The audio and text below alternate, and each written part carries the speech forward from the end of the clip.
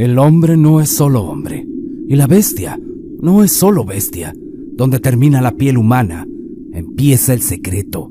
Prepárate, porque lo que vas a escuchar es el rastro puro de los nahuales.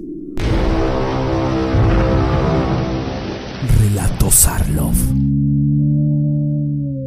Hay una frase que dice: la soledad es la maestra que te enseña lo que fuiste, eres y serás. Recuerdo que cuando era niño, a veces acompañaba a mi abuelo a sembrar, a cosechar su terreno.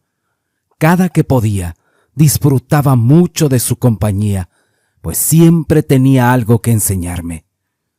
La mayoría de las veces, por medio de historias o vivencias de él o sus vecinos. Era un hombre sabio, y fue gracias a él que descubrí esta terrorífica historia. Recuerdo que uno de esos días sucedió una cosa que a mi corta edad no era capaz de comprender. Fue en mi inocencia, cuando tendría algunos 5 o 6 años. Un amigo y yo jugábamos en un lugar que se le conoce como Las Cruces. Lo extraño fue que esa misma tarde, tanto mi amigo como yo nos enfermamos inexplicablemente. Ambos no parábamos de vomitar, además de arder en una fiebre altísima, cosa que tenía a mi madre muy preocupada. Esta hizo todo lo posible por intentar curarme. Me preparó varios tés y algunos otros remedios que conocía, pero infelizmente ninguno daba resultado. Su preocupación llegó a tal grado que pensó en buscar atención médica, pero en el pueblo no había, por lo que nos trasladamos al pueblo vecino, en donde había un pequeño centro de salud comunitario. El doctor me examinó y no halló la causa de mi enfermedad. Lo único que le dijo a mi madre es que quizás me había intoxicado al ingerir algún alimento en mal estado. Pero mi madre no quedó conforme con la explicación del médico, así que se fue de regreso. Fue a casa de mis abuelos.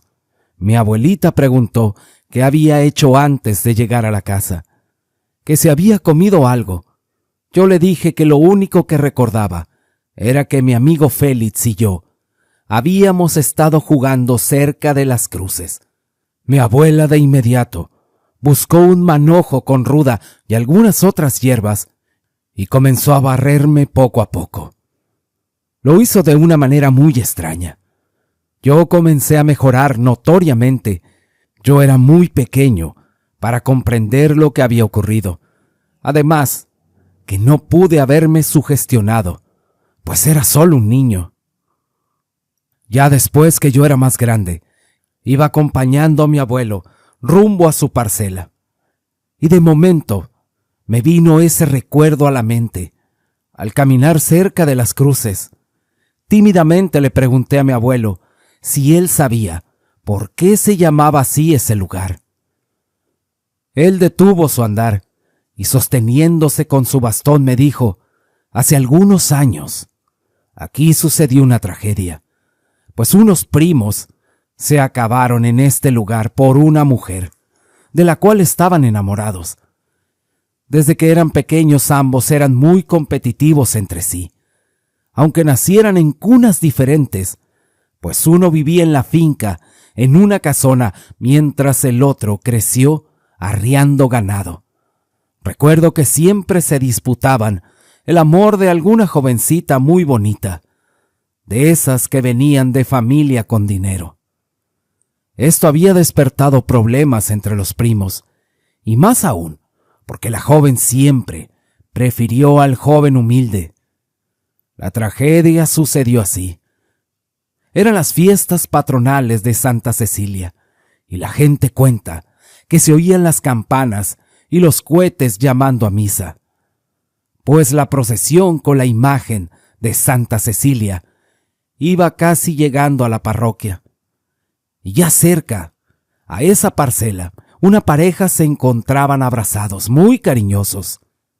Era Valentín, uno de los primos Rubalcaba, y la joven muy hermosa. Lo extraño es que era bien sabido entre las personas del pueblo que esa joven estaba comprometida con el primo de Valentín, de nombre Martín. Al venir de familias con mucho dinero, éstas habían arreglado el matrimonio por conveniencia. Martín tenía pocos días de haber regresado al pueblo, pues lo habían enviado a la capital para estudiar medicina. Cuando éste miró a su primo y a su prometida entre sus brazos, se le subió la sangre a la cabeza y en un arranque de celos les vació todo el cargador que traía en su pistola. Los dejó muertos a ambos. Valentín, ya casi agonizando, también sacó la pistola y cuando Martín se iba a acercar a la que algún momento fuera su prometida, éste la tomó por sorpresa y ahí mismo se lo echó. Dicen los que se asomaron que la mujer quedó en medio de los dos hombres. Todo aquello fue muy trágico y por ese motivo ese lugar recibió el nombre de Las Cruces. Pero eso no fue lo único que sucedió con aquella familia, pues las madres de los jóvenes, al saber lo ocurrido, corrieron rumbo al lugar. Y en ese mismo momento, Esther, la madre de Martín, juró destruir la familia de María, pues ésta culpaba a su hermana de nunca alejar a su hijo de aquella joven, a pesar que todo mundo sabía que estaba comprometida con Martín. María le dijo a su hermana: «Tú mejor que nadie sabes la tortura que es vivir con alguien que no amas. Ojalá te hubieras dado cuenta que tu hijo jamás sería feliz con ella, pues de quien realmente ella estaba enamorada era de mi hijo Valentín».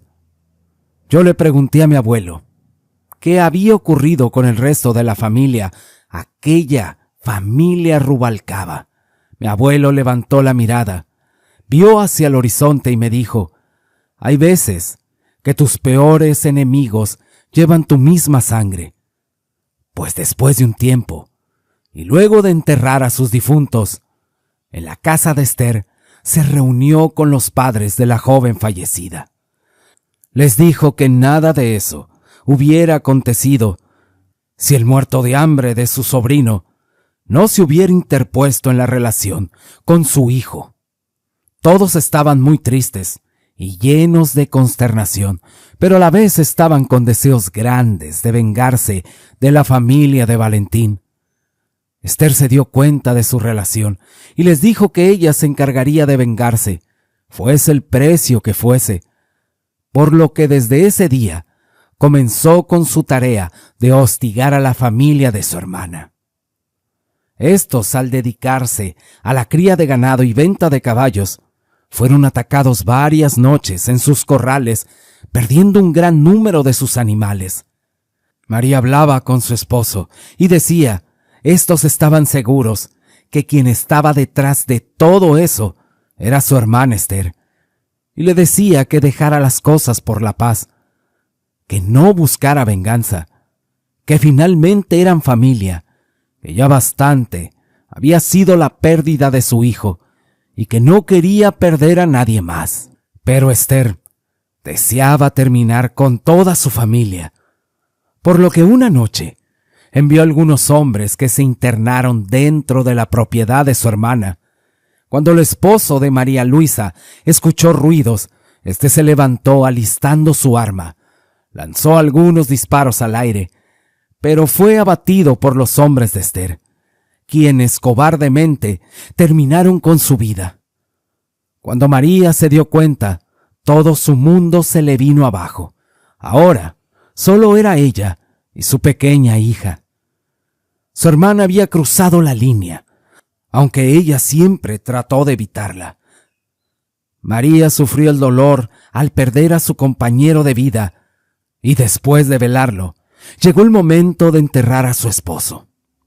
Todo el pueblo se unió en su dolor, pues desde haber perdido a su hijo en tan corto tiempo, la vida de esta mujer volvía a sufrir un golpe devastador.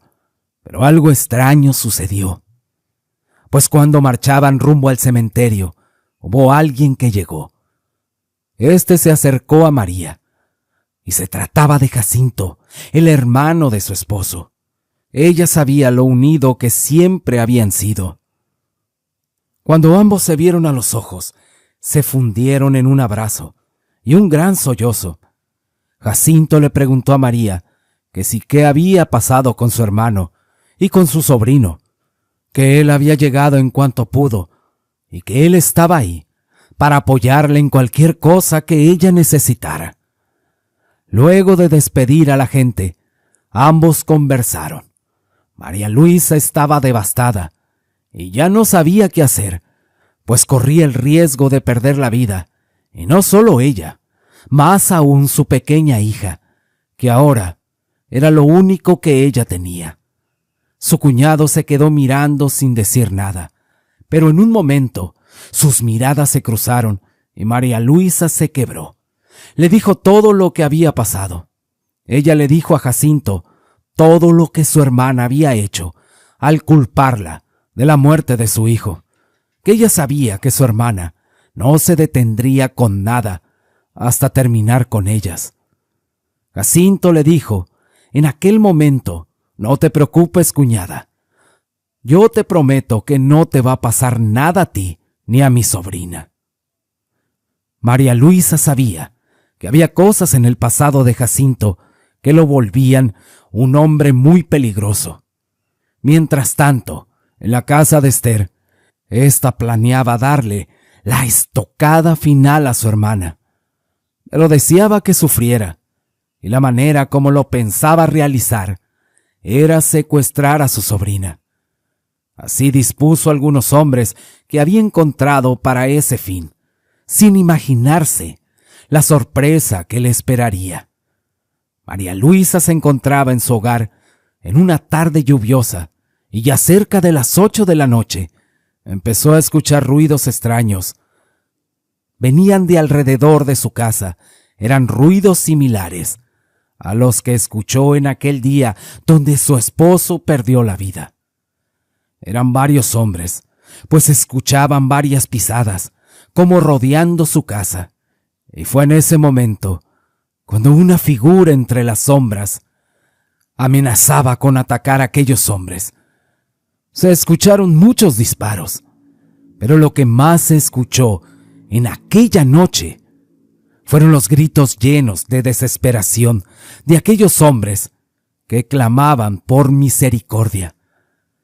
Pero hubo alguno entre las sombras que se movía con mucha rapidez, de tal manera que hizo una matanza con aquellos hombres, y al día siguiente era un espectáculo.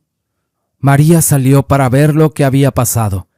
Su cuñado Jacinto le dijo que era mejor que no saliera a ver, que él se había encargado de todo eso, para que no tuviera problemas con la justicia. Algo era cierto. Alguien custodiaba a María, y ella sabía que había sido Jacinto su cuñado. Él tenía una parte oscura de su pasado, pues este era un brujo nahual muy poderoso de Pinotepa, nacional en Oaxaca. Pero hay una frase que dice: el que a hierro mata, a hierro muere. Esther, de la misma manera, era acechada por las noches. La finca de Esther comenzó a sufrir pérdidas en su ganado, y Esther no estaba acostumbrada al fracaso, por lo que se preguntaba qué era lo que estaba pasando. Todo comenzaría con aquella terrible noche, en la que ya cerca de la 1 de la madrugada se comenzaron a escuchar ruidos muy fuertes en la habitación donde estaba dormida. Cuando ésta abrió los ojos, palideció ante el terror de ver a una horrible bestia, similar a un perro, aunque en dimensiones exageradas. Esta comenzó a caminar en 2 patas, provocando que la mujer se llenara de terror. Y fue más la sensación de miedo al ver cómo tomaba el cuerpo de su esposo para destrozarlo frente a ella. Después la bestia acercó su rostro al de Esther, y tal parecía que la bestia disfrutaba al infundir el miedo en aquella mujer, que tuvo la suerte de vivir para contarlo. Al día siguiente, la mujer estaba en shock. Quería contar lo que había sucedido, pero no podía. Pero la venganza es un plato que se come frío, y así sucedió noche tras noche. Aquella bestia entraba a la finca de Esther, quien intentaba a toda costa terminar con aquello que la acechaba. Ella intentó buscar a alguien que pudiera terminar con aquella bestia nahual. Pero era inútil, pues nadie estaba dispuesto a arriesgar su vida, y menos por una persona como Esther, quien estaba acostumbrada a utilizar a las personas para su beneficio.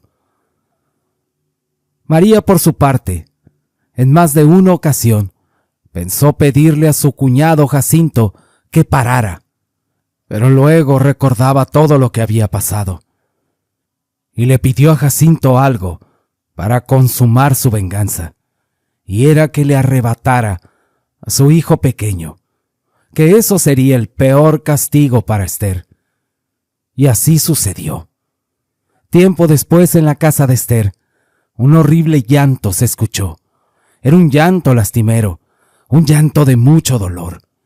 Y es que aquella maldita bestia nahual se había llevado a Santiago, su pequeño hijo.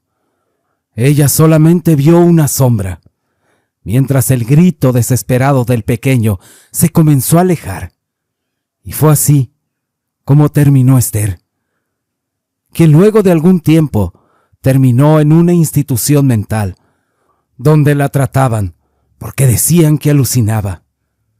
Esta historia sí me la contó mi abuelo. Si es verdad o es mentira, solo Dios lo sabe.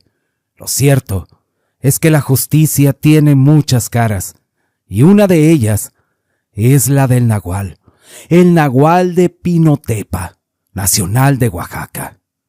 Y no muy lejos de ahí, en Hidalgo, existen lugares místicos que encierran historias que luego del paso del tiempo se convierten en leyendas, que se cuentan de generación en generación, y tal es el caso del Cerro del Jicuco en Hidalgo, lugar conocido por múltiples fenómenos paranormales, además de ser popular entre los lugareños por los múltiples avistamientos de brujas y nahuales en esa región. Hay una frase que dice: nunca desafíes a una persona que no tiene nada que perder, porque al haber perdido todo, también habrá perdido el miedo. Don José vivía en una pequeña comunidad ubicada cerca de Tezontepec, a las faldas del Cerro del Jicuco en Hidalgo. Él era un hombre de carácter, duro y muchas veces difícil de tratar. Este vivía en su humilde hogar, en compañía de su esposa y su hija. Los que lo conocían decían que él ya no era ni la sombra de lo que un día fue, pues él era un hombre alegre, muy amiguero y querido en el pueblo. Además, le gustaba practicar la charrería. Se dice que tiempo atrás se dedicaba a arrendar caballos y criar sus animales. Lo difícil fue que por azares del destino, toda su vida cambió repentinamente, pues éste sufrió un accidente cuando su caballo lo arrastró mientras practicaba una suerte de charrería. Todo se volvió muy difícil para él y su familia, porque lamentablemente, a causa de su accidente, sufrió una lesión irreversible en la columna vertebral, lo que provocó que no pudiera volver a trabajar como antes. Retirado, sin ingresos algunos, este vendió algunos terrenos para intentar curarse. Así fue con un médico, con sobadores. Lo último que hizo, por sugerencia de su mujer, fue tratar con un señor que tenía fama de curandero, llamado don Bartolo. Este le dijo que estaba bien fregado, y pronto dejarás de caminar. Le dijo: yo ya estoy viejo para ayudarte, pero hay alguien que te puede levantar. Pero debes estar seguro de pagar lo que él te pida. Búscalo cerca de la cumbre del cerro. Don José salió maldiciendo de aquel lugar, pues él no creía en lo que aquel hombre le había dicho. Arrepentido y resignado, decidió no malgastar el poco dinero que le quedaba, por lo que pensó en usarlo para comprar unas cuantas ovejas, que pastoreaba con mucha dificultad, apoyado con su bastón. Así pasó el tiempo. Dicen sus conocidos que luego de sufrir aquel terrible accidente, el carácter alegre y amistoso de don José se había transformado en una frustración y melancolía, por lo que era difícil tratar con él. Y es que constantemente se molestaba y discutía por cualquier cosa, por lo que su familia, y en especial su esposa, comenzó a distanciarse de él. Su amargura llegó al punto que a veces los amigos de don José trataban de ayudarlo, pero cuando veía que alguno de ellos le llevaba alguna despensa, o si alguien le quería apoyar con dinero, reaccionaba diciéndoles que él no estaba pidiendo limosna y que no necesitaba la lástima de nadie.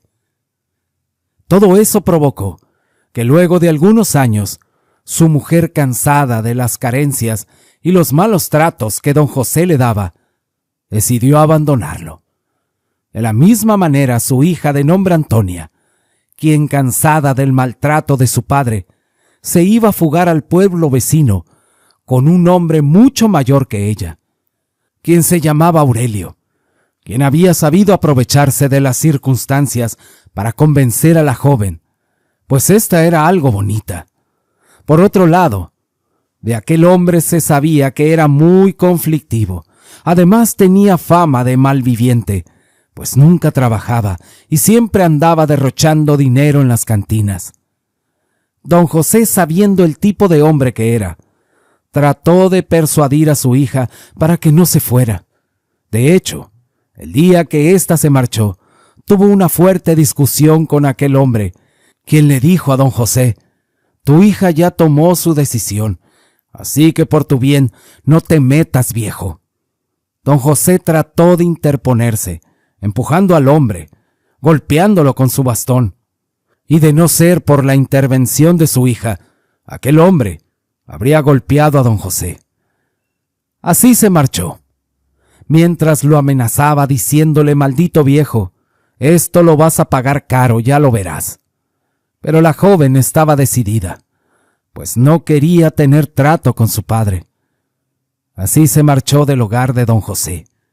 Pero sin duda lo más preocupante es que conforme pasaba el tiempo, la condición de se ponía peor. Y ahora ya solo, sin familia, las cosas se habían puesto mucho peor. Pero su orgullo y su soberbia eran más fuertes que su soledad. Aunque no todo era malo en la vida de don José, pues algo bueno sucedía dentro de todas esas calamidades, y es que pudo ver con su rebaño un crecimiento. Se multiplicaban poco a poco, y un día, mientras pastoreaba su rebaño, se encontró con lo que parecía un pequeño perro abandonado. Al encontrarse solo, decidió adoptarlo para que le hiciera compañía. Al paso del tiempo, aquel perro creció bastante. Y no solo eso, sino que fue adiestrado por don José para que le ayudara a atajar las ovejas. Ese perro era muy servicial y cuidaba con mucho recelo a don José. Algunos recuerdan que por aquellos años, don José vendía sus ovejas a un señor que venía a recogerlas desde Actopan, lugar famoso por tener la mejor barbacoa. Le comentó que tuviera cuidado, pues habían comenzado a escucharse rumores de personas que habían sido víctimas de robo de sus ganados por toda aquella zona. Pero don José no le prestó mucha importancia, pues en el pueblo donde él vivía no se sabía que hubiera ocurrido algún robo.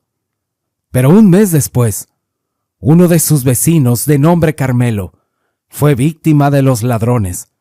Hasta le robaron el caballo que don José le había vendido tiempo atrás. Por lo que don José, con sus pocos ahorros que había conseguido por la venta de sus ovejas, logró adquirir y hacerse de un arma. Tal parecía que las precauciones eran un presagio de lo que iba a pasar pocos días después con el rebaño de don José. Pues una noche, aquel hombre estaba tomando su café.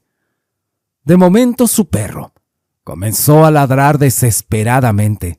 Don José, extrañado como pudo, fue en busca de su arma, y cuando salió, pudo ver cómo algunos hombres sacaban sus ovejas del corral. Don José disparó a los ladrones, sin lograr hacerles nada. Y en otro extremo de su corral, su valiente perro atacaba a otro de los ladrones. Pero lo más triste para aquel hombre fue ver cómo su perro era acabado en ese lugar por otros hombres. A pesar de todos sus esfuerzos y el sacrificio de su perro, aquellos hombres lograron su cometido aquella noche. Se llevaron todas las ovejas de aquel anciano. Al día siguiente, don José despertó con el cadáver de su perro entre sus brazos, llorando y lleno de rabia. Le habían robado lo único que tenía. Pero no solo eso, sino que había perdido a su única compañía, su amigo más fiel, su querido perro, quien yacía con muchas perforaciones en su cuerpo a causa de las balas que había recibido. En ese punto don José parecía perder la razón. La vida le había arrebatado todo. Pero algo extraño comenzó a ocurrir, pues don José comenzó a sentirse muy desesperado. Parecía que estaba enloqueciendo, pues comenzó a escuchar voces en su cabeza, voces que lo atormentaban. Fue en ese momento cuando recordó lo que el brujo Bartolo le había dicho. Luego de aquel suceso, comenzó a vagar por las calles del pueblo, apoyado en su viejo bastón. Muchas veces lo encontraban hablando cosas sin sentido. Su aspecto era bastante descuidado, pues sus barbas y su pelo habían crecido y sus uñas largas estaban llenas de tierra. Provocaba que los niños le tuvieran miedo. Hubo quien aseguraba que en más de alguna ocasión lo veían tomar camino rumbo al cerro del Jicuco.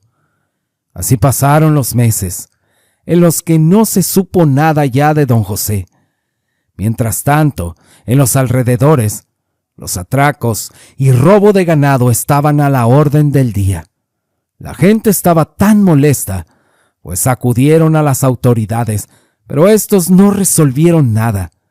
Y aunque algo extraño estaba sucediendo, pues también se supo que en el pueblo del Huitel, una noche se habían tratado de robar algunas vacas.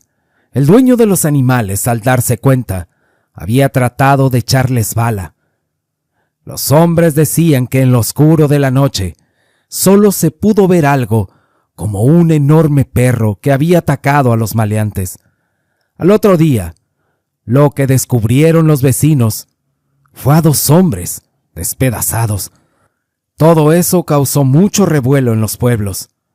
Nadie supo lo que les había pasado. Lo cierto fue que tras ese evento, los robos de ganado pararon durante algún tiempo. Un año había pasado en aquella comunidad y no se sabía nada de don José, hasta que un día se pudo ver al anciano que regresaba a su casa. En un momento de lucidez, al ver su hogar casi en ruinas, lo hizo reflexionar, pues al sentirse tan vulnerable y sin nadie en el mundo, se dio cuenta que toda su amargura había destruido a su familia, por lo que intentó desesperado ir a buscar a su hija para pedirle perdón. Cuando el hombre llegó hasta el lugar donde su hija vivía, la joven apenas lo pudo reconocer, debido a su aspecto tan descuidado. Pero sin duda, quien quedó más sorprendido fue don José, al ver cómo su pequeña muchacha le abría la puerta con su rostro lleno de moretones, pues al parecer el hombre con el que vivía la golpeaba. La joven, extrañada y llena de vergüenza, al ver a su padre, trataba de ocultar inútilmente su rostro maltratado, cubriéndose con su cabello. Don José le dijo: «Hija, ¿pero qué te han hecho?». La joven solo apretaba los dientes y con una mirada llena de temor le dijo a su padre: «No me pasa nada, pero dime qué te trae por acá». Don José empezó a llorar y le dijo todo lo que había pasado, además que todo aquello lo había hecho reflexionar por todas las cosas en las cuales él se había equivocado con su madre y con ella. Además le pidió perdón de una manera muy sincera. La joven se llenó de lágrimas y se fundió en un abrazo con su padre. Pero aquel momento fue interrumpido de golpe, pues el marido de la joven iba llegando muy tomado, montado en su caballo, que don José conocía, pues era el mismo que le había robado a Carmelo, su vecino. Al ver a don José, le preguntó que qué estaba haciendo en su casa. Don José le dijo: «Desgraciado, ¿por qué golpeas a mi hija?». El hombre le dijo: «Tú menos que nadie tiene por qué cuestionarme. Ya se te olvidó la vida tan mala que tú le dabas. Además, yo no tengo por qué discutir nada contigo, viejo, pues ella me pertenece. Mejor lárgate a cuidar tus animales, si es que aún te queda alguno», mientras se reía sarcásticamente. Don José le dijo: «Eres un desgraciado.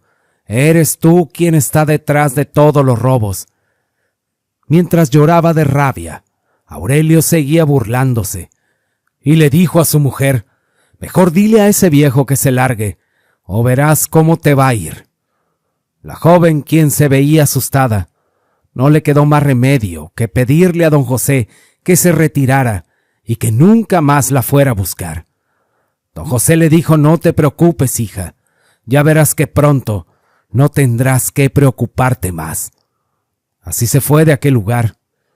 Al tiempo, la gente pudo ver nuevamente a don José vagando y desvariando por las calles del pueblo. Su hija, cada que podía a escondidas de su marido, lo procuraba y le llevaba comida. Pero una ocasión ocurrió algo que cambiaría la vida de aquellas personas, y fue que el yerno de don José y algunos de sus amigos se encontraban bebiendo en la cantina del pueblo, en compañía de algunas mujeres. Don José andaba cerca de ahí, caminando lentamente, apoyado de su bastón, como divagando en su mente. Al ver a los hombres, quisieron divertirse con el viejo, así que uno de ellos, que era el hermano de Aurelio, le arrebató el bastón y se lo partió por la mitad. Todos se burlaban. Lo extraño fue que don José, lejos de caer como éstos esperaban, dejó de caminar encorvado y se acercó a ellos. Lo hizo de frente, y fue ahí cuando el hermano de Aurelio se fue sobre don José a los golpes. Pero don José lo tomó del cuello, lanzándolo al piso con mucha facilidad. En eso Aurelio arremetió sobre su suegro, dándole con la cuarta de su caballo. Dicen los que presenciaron todo, que el pobre anciano quedó molido a golpes, y lentamente y como pudo se levantó y se fue rumbo a su casa, jurando que las cosas no se quedarían así. Esto llegó a los oídos de su hija, quien le reclamó airadamente a Aurelio. Pero abusando de su fuerza, la golpeó sin tocarse el corazón, y le dijo: «Si me entero que sigues viendo ese viejo, yo mismo voy a terminar con él, y contigo también, así que tú sabrás lo que vas a hacer luego de eso». En las casas de aquellos hombres comenzaron a amanecer animales del monte muertos. Después fueron animales de sus corrales, por lo que comenzaron a hacer guardia, cuidando sus propiedades. Hasta que llegó esa noche, en la que se pudo escuchar disparos y gruñidos muy potentes, como de alguna fiera. Lo extraño es que en aquellos lugares No se sabía de la existencia de animales de ese tipo. Al día siguiente se supo que había un difunto en el pueblo, pues las campanas de la iglesia replicaban anunciando lo que nadie esperaba. El difunto se trataba del hermano de Aurelio.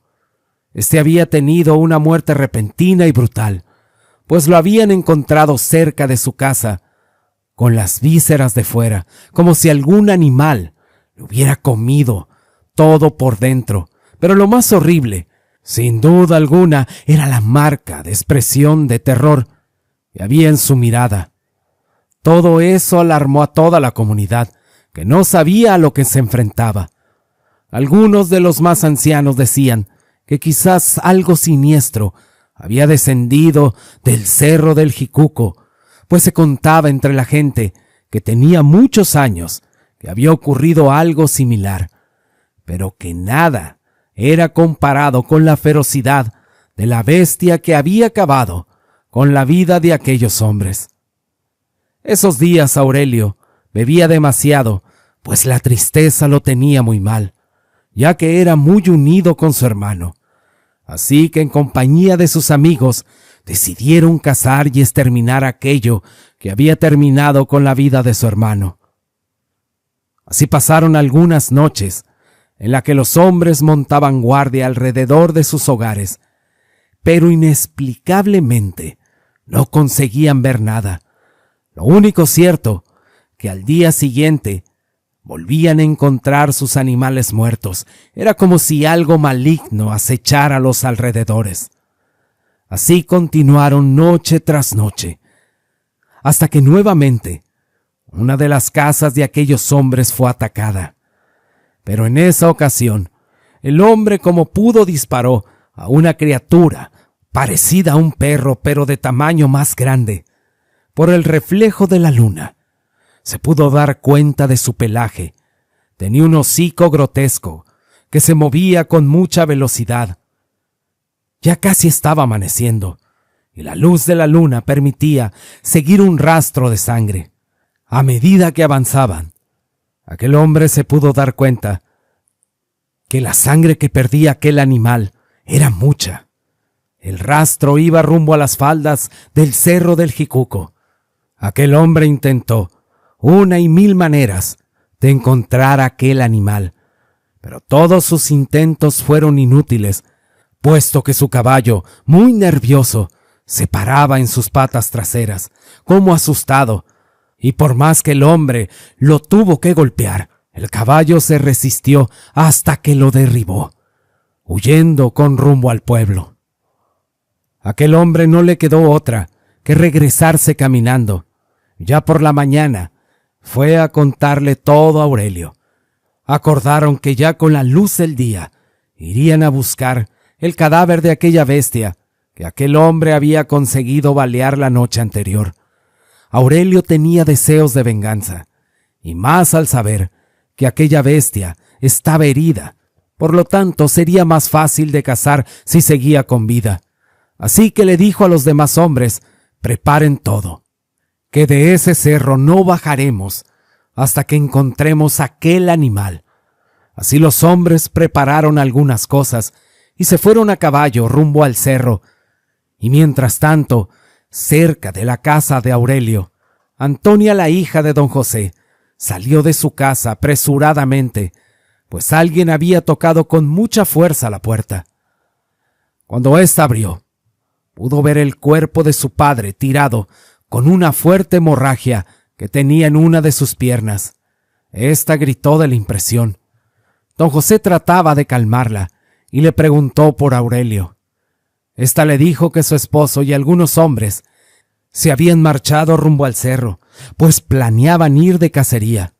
Eso era lo que ella sabía. Don José, aunque se encontraba muy débil, no tuvo más remedio que confesarle a su hija que quien estaba detrás de los ataques de aquellos hombres era él. Antonia, muy confundida, le dijo: padre, aunque quisiera, tú jamás podrías tener alguna posibilidad contra aquellos hombres. Don José le dijo que después de que le robaron su rebaño, él entró en una desesperación muy fuerte. Él le dijo que comenzó a oír voces que escuchaba en su cabeza, que lo confundían, voces que lo llenaban de temor, pero además aquellas voces le incitaban a vengarse, por lo que recordó las palabras del brujo Bartolo y se fue hacia la cumbre del cerro del Jicuco. Ya estando en el lugar, todas aquellas voces que estaban en su cabeza se intensificaron y empezó a tener visiones infernales. En una de esas visiones pudo ver lo que parecía un anciano que le decía a José: sé por qué estás aquí. Sé que vienes a ofrecerme un trato. Yo te puedo dar todo aquello, todo lo que deseas. Yo te puedo dar los medios para que tú ejecutes esa venganza que tú deseas. Para cambio, tú me tienes que dar tu alma. Don José le dijo a su hija: perdóname, hija, por aquello que yo hice, pero en la soledad en la que yo vivía y aquella vida ya no tenía sentido. Así que bajé de ese cerro y aquellas voces me seguían atormentando. Eran pocos mis momentos de lucidez, y fue en uno de esos momentos que vine a buscarte para volver a pedirte perdón. Pero hay algo que debo terminar, hija. Tengo que protegerte, y después de este día nunca más tendrás que preocuparte por aquel desgraciado de Aurelio. En eso Antonia lloraba al ver a su padre con ese cuerpo tan cansado y tan maltratado, que Antonia le decía que por favor le prometiera que iba a volver. Pero don José le dijo: eso no te lo puedo prometer. A cambio, debes prometerme que nunca más permitirás que un hombre te ponga la mano encima. La joven solamente movió su cabeza y ambos se dieron un abrazo.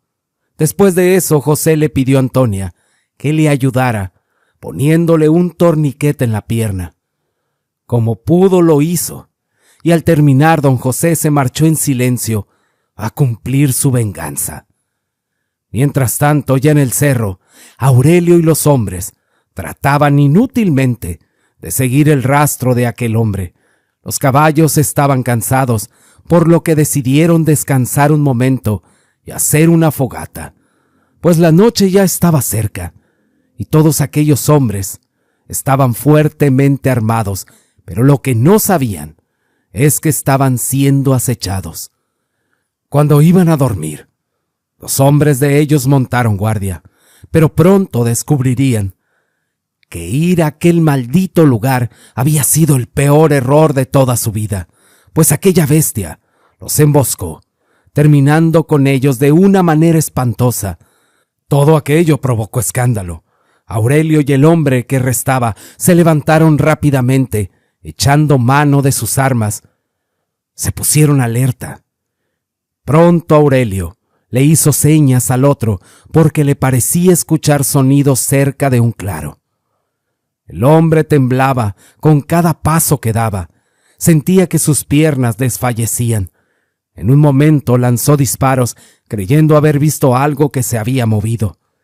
Uno de ellos impactó en el cuerpo de don José, lo que provocó un quejido de mucho dolor. Pero fue inútil, pues aquel nagual, a pesar de estar herido, se movía con mucha rapidez y lo alcanzó rápido. Le dio en la espalda, luego en el pecho y luego en las piernas.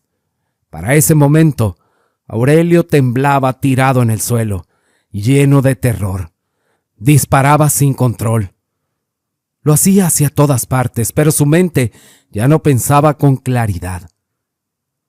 De momento, cuando éste intentaba llenar el cargador de su arma tirado en el suelo, aquella majestuosa bestia caminaba erguida sobre sus patas traseras. Aurelio se estremeció a tal punto que no podía controlar el temblor en sus manos, por lo que las balas cayeron al suelo. Aurelio conoció el terror más grande de su vida, pues el nagual le dijo: «Desgraciado, ¿por qué no intentas golpearme, así como lo haces con mi hija? Aurelio no entendía lo que estaba pasando, pero en eso el nagual le respondió: yo soy don José, y no sabes cuántas noches soñé con este momento. Tú te llevaste a mi hija, la maltrataste, y como si eso fuera poco, robaste mis animales, acabaste con mi perro, y ahora, maldito, ha llegado tu hora, y no sabes cuánto lo estoy disfrutando. Aurelio comenzó a llorar desesperadamente, a pedir clemencia, a pedir perdón. Pero don José le dijo: no, maldito, tú no mereces piedad. Y en ese momento, aquel nagual se abalanzó sobre aquel hombre, clavando su garra para terminar con él. Don José disfrutó la cara de sufrimiento que tenía Aurelio. Cuando la gente encontró el cuerpo de Aurelio, ahí lo dejaron tirado. Tenía una cara de horror, que la piel se le ponía chinita a cualquiera. De don José no se supo más. Por su parte, Antonia, cada día de muertos, lleva flores a una tumba sin nombre, en la que muchos dicen descansan los restos de don José, el nagual del Cerro del Jicuco. Y allá por el noroeste del país, hay cosas que vuelven especial a ciertos pueblos.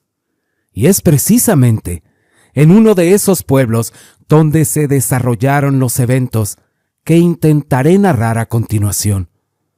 Debo comentar que yo siempre fui una persona escéptica referente a los fenómenos paranormales de criaturas, como las brujas y los naguales. De hecho, siempre pensé que solo se trataban de mitos o de ancianos, que lo hacían para causar miedo y temor cuando éramos niños. Pero lo que viví en aquel lugar cambiaría para siempre mi forma de ver todo esto, despertando a una realidad oculta para la mayoría de los seres humanos. Así que esto fue lo que me sucedió cuando prestaba mis servicios como médico rural en una pequeña comunidad del estado de Sonora, cerca de Empalme. Mi nombre es Juan Carlos y esta es mi historia. Luego de terminar la carrera de medicina, mi padre, que también era médico, me ofreció ayudarme a tener mi propio consultorio, pero me dijo que debía empezar desde abajo. Al tener amistades con otros colegas que trabajaban para el gobierno, me recomendaron, y así fui como llegué a una pequeña comunidad en la que la mayoría de sus habitantes eran de origen yaqui. Estas personas eran muy celosas con sus tradiciones, con su vestimenta, con sus comidas, pero sin duda alguna, algo que resaltaba era cómo estos trataban sus problemas de salud. Pues según me informaron, en cada comunidad yaqui siempre había curanderos, comadronas y parteras. Estas prestaban sus servicios con mucho recelo. Yo siempre intentaba acercarme a la gente, pues era parte de mi personalidad, ya que crecí en un lugar donde siempre me inculcaron tratar con educación a todas las personas y preocuparme por sus necesidades.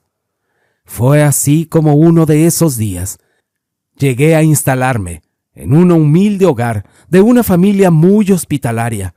Recuerdo bien que por aquella época las temperaturas eran muy elevadas y esa casa, por sus materiales de construcción, era muy fresca, pues estaba construida de carrizo y con un techo de enramada. Otra de las cosas que me llamó mucho la atención era cómo las personas se referían a mí como Yori. Al paso de los días pude comprender que me llamaban así, pues es el término que ellos le daban a las personas de piel blanca. Debo reconocer que mi adaptación a aquel lugar no fue cosa sencilla, pues la comunidad era difícil.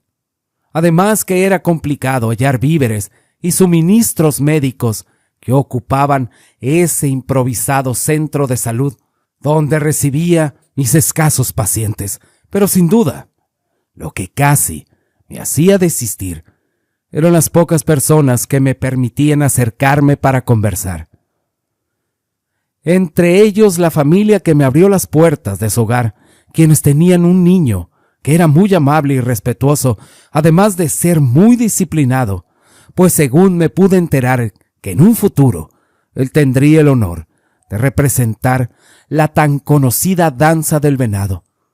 Quizás para la mayoría de nosotros, quienes ignoramos sus costumbres, no significa gran cosa, pero algo que pude ver fue que ellos tomaban todo con mucha seriedad, pues llegaban al extremo de cuidar la alimentación. Recuerdo bien que siempre me sentaba por las tardes a observar todo lo que hacía aquel muchacho, pues la gente se mostraba reunente a que yo los atendiera. Como ellos siempre decían que su medicina era más efectiva y natural, por lo que mi jornada casi siempre terminaba muy temprano, a excepción de algunas ocasiones en las que me tocaba atender a uno que otro habitante de esa comunidad. Así que en una de esas tardes, mientras miraba al joven sentado debajo de la sombra de un gran árbol, un hombre anciano se acercó a mí. Me preguntó si alguna vez había presenciado la danza del venado. Simplemente respondí de manera negativa, moviendo mi cabeza. El hombre quizás era del pueblo de aquel joven. Este lanzó un suspiro y me dijo: «Hay muchas cosas que el hombre blanco desconoce. A ustedes siempre los deslumbran con cualquier cosa y no se dan cuenta que la mayor riqueza se encuentra aquí». Mientras tocaba su pecho, después tomó un puño de tierra y dijo: «Aquí también está. Nosotros hemos sabido defender por muchos años nuestra tierra, muchacho. Te voy a contar que desde que yo era niño, mis padres y mis antepasados me contaban la lucha constante que nuestro pueblo ha sabido librar a lo largo de toda la historia para defender nuestra tierra, que es nuestro único legado. Pues desde que llegaron los mentados españoles, después, luego batallando con los mayos y luego con el gobierno, que trató de exterminarnos, nuestra vida no ha sido fácil, pero hay algo que no nos ha permitido rendirnos, y eso es el espíritu de nuestra tierra, que siempre nos ha traído de vuelta. ¿Sabes, muchacho? Una de las cosas que más recuerdo eran los relatos de mi abuelo. Él me contaba cuando yo era pequeño que hace muchos años el gobierno los había exiliado, pues los había vendido como esclavos a las haciendas. Dicen que por allá, por el sur, cerca de Yucatán. Pero mi abuelo y un puñado de hombres fueron capaces de regresar hasta esta tierra que los vio nacer. Se dice que un gran coyote nos guió hasta nuestro hogar, siempre protegiéndonos. Él me decía que su mayor anhelo era terminar sus días en este lugar. Aquí nos hacen falta muchas cosas, pero somos ricos porque tenemos más de lo que merecemos. Cuando yo escuchaba las palabras de aquel hombre, no pude evitar sentir una gran admiración y respeto por toda su gente. Pero no solo eso, pues de alguna manera me sentía avergonzado, pues yo me quejaba mucho por aquello que me hacía falta, por lo que agradecía a aquel anciano ese tiempo que había compartido conmigo. Recuerdo que él solo me decía: muchacho, la sabiduría no se aprende en las escuelas, la sabiduría te la da la vida y la experiencia. Para esos días hubo un evento dentro de la comunidad que cambiaría la forma en la que toda la gente me veía, porque cierto día un grupo de hombres había ido de cacería rumbo a la sierra de Bacatate, pero volvieron antes de tiempo, pues sufrieron un percance en el cual uno de ellos resultó gravemente herido. Según me pude enterar, el hombre había sido llevado con el curandero al que no habían conseguido localizar. Lo más preocupante era que aquel hombre se encontraba en estado crítico, pues había perdido una gran cantidad de su líquido vital. Poco a poco comenzaba a infectarse la herida que tenía, por lo que, siendo yo su última opción, lo llevaron a mí. Yo ahí cosí la herida, además le suministré antibiótico, lo que hizo tener una considerable mejoría. Pero al no contar con los medicamentos necesarios para estabilizarlo, la fiebre estaba subiendo, lo que hizo sentirme rebasado. Los familiares del hombre podían ver mi desesperación, pero en su esperanza algo volvió, pues luego de algunas horas llegó al lugar el curandero, quien era un hombre ya entrado en años, muy bajo de estatura, pero eso sí, se miraba fuerte, ataviado de la forma tradicional entre los yaquis. Este le preparó una infusión de hierbas que traía en su morral. Yo para ese punto me mostraba muy escéptico, pero la verdad, no había mucho que yo pudiera hacer, por lo que un tanto resignado solo podía esperar a ver los resultados que ese extraño brebaje tendría sobre la salud de aquel hombre. Pero como si aquel curandero pudiera sentir mi preocupación, este se me acercó y me dijo: no te preocupes, que la fiebre pronto bajará. Eso que tú le diste le ayudó bastante. Ya verás que mañana ese hombre se va a levantar fuerte como un toro. Y así pasó, pues inexplicablemente, aquel hombre que había llegado tan mal herido, al otro día se veía con un buen semblante. Esas palabras del curandero frente a la gente me valió ganarme el respeto de toda la comunidad, quien ya no me veía como alguien extraño, sino que todos ellos comenzaron a cambiar su actitud conmigo, incluso recibiendo muchos de ellos. También me invitaban a comer a sus casas y me involucraba y compartía sus tradiciones. Yo, por mi parte, quedé intrigado con todo aquello que había hecho aquel curandero, por lo que, dejando atrás mis prejuicios, me acerqué a él para tratar de aprenderle algunas cosas. Este me decía que todo lo que había aprendido eran conocimientos heredados de generación en generación, y que además no todo se limitaba a las hierbas medicinales. Cuando quise interrogarlo para saber más del tema, este me dijo que quizás no era correcto que él revelara todos sus secretos. Pero no todo era armonía en aquella comunidad, pues según pude enterarme, había añejas rencillas por parte de los ejidatarios contra un cacique que buscaba acaparar las parcelas de los campesinos, forzándolos a venderlos, cortando el suministro de agua para que esas tierras no les llegara el riego.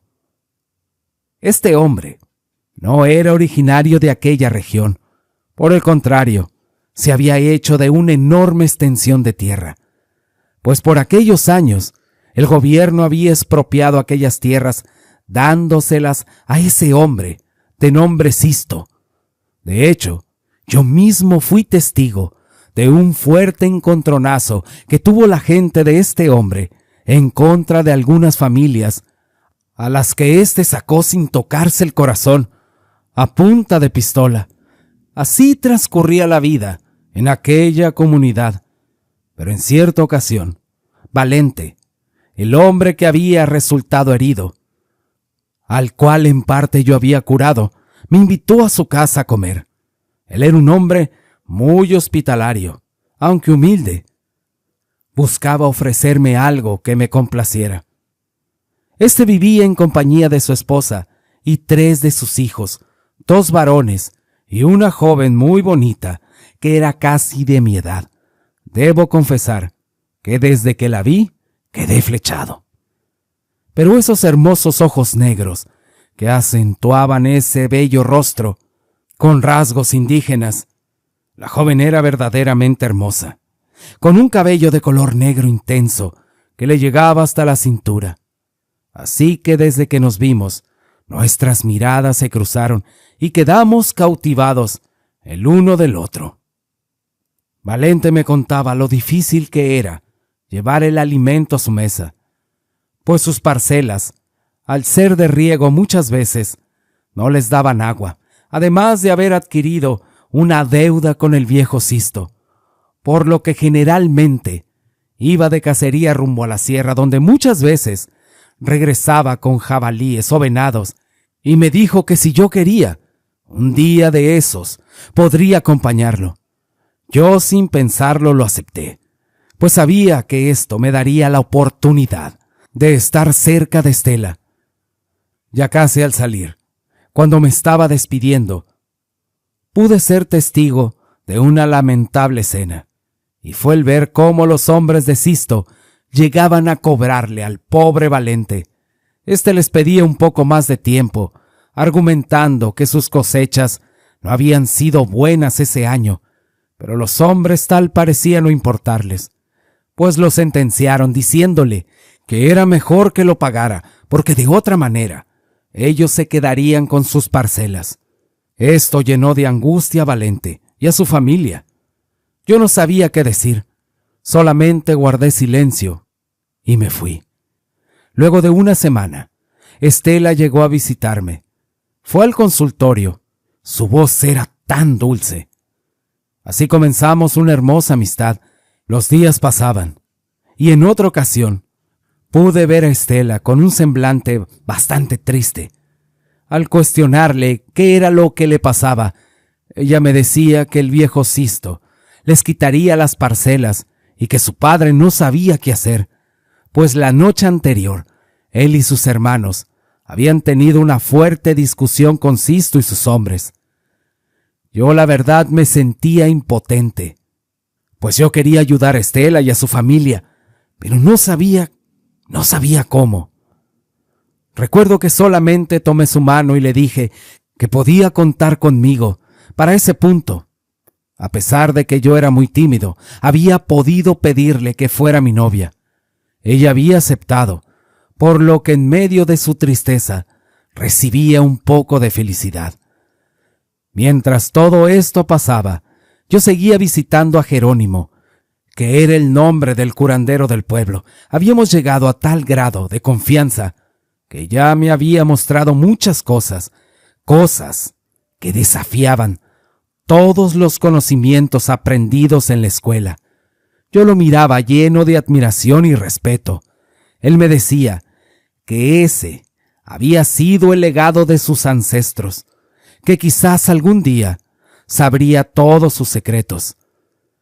Al ver a Jerónimo como un amigo, decidí sincerarme con él y le platiqué que recién había comenzado una relación con la hija de Valente, que yo respetaba sus tradiciones y que no quería quebrantarlas, por lo que le pedí que me aconsejara, pues yo no sabía cómo reaccionarían todos.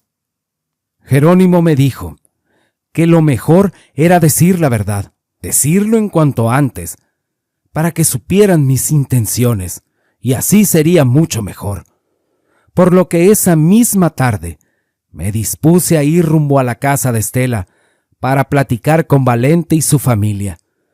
Debo decir que cuando llegué hasta su casa jamás esperé ver lo que encontré.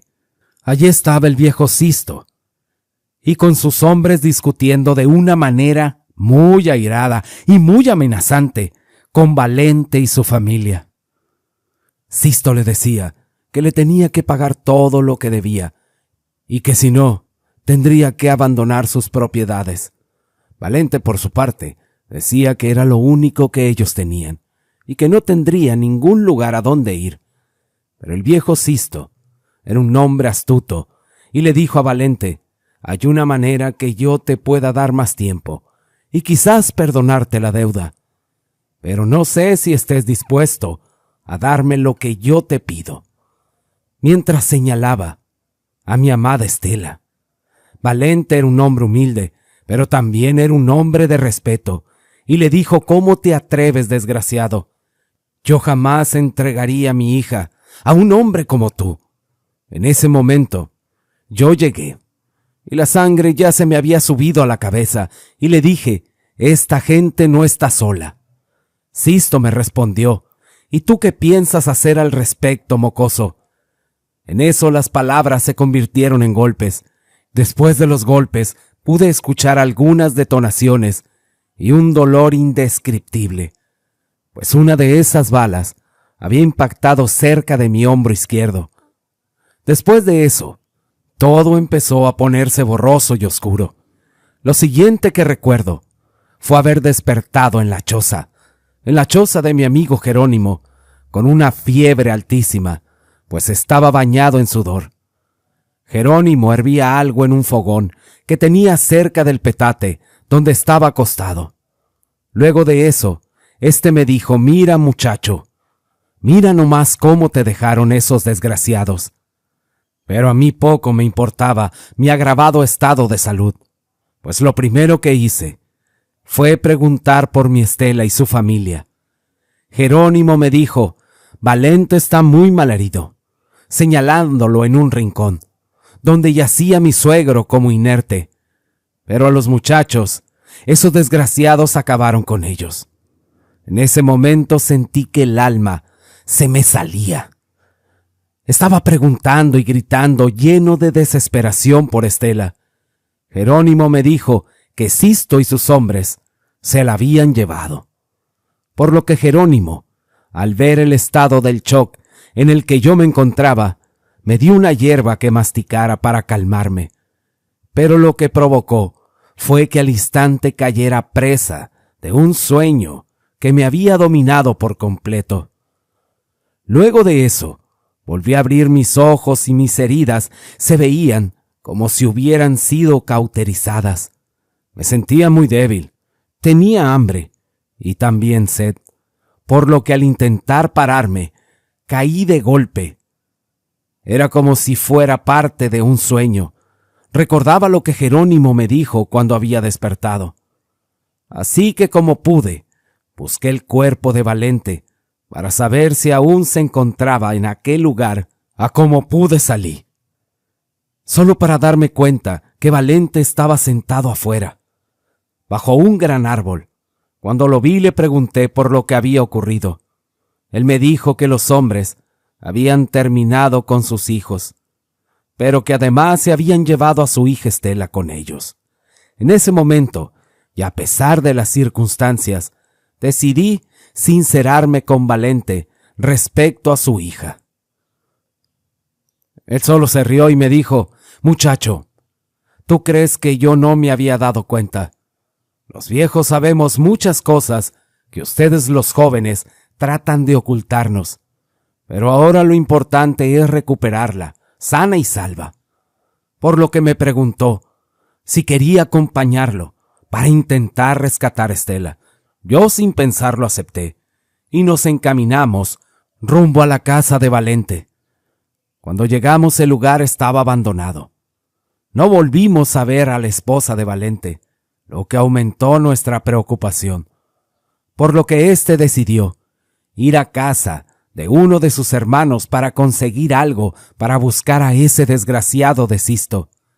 Así lo hicimos, pero además de que nos dieron algo para defendernos, Carmelo, el hermano de Valente, también se unió a nosotros para intentar rescatar a Estela, por lo que nos fuimos a ese lugar donde Sisto vivía. Íbamos de una manera muy silenciosa para no llamar la atención.